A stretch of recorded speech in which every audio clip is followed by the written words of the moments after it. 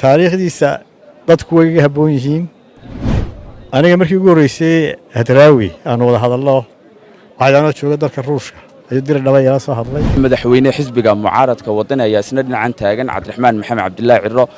mudane oo ku soo dhaweynaya waxaad joogtaa xabaashii marxuum maxamed ibraahim warsame hadraawi abwaankii weynaa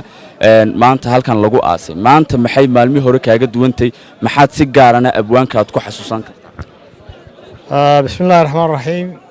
kullu nafsin daa'iqatul mawt waxaan joognaa aaskii abwaan محمد إبراهيم ورسمه هدراوي وقف أي تبين لما ضدك في صوماليا كوهاد لما أنت وكبحي وقف للضرامي جيريديسا ضدك استوي غانيا صوماليا النقضان ما ينغنن وهو أبوان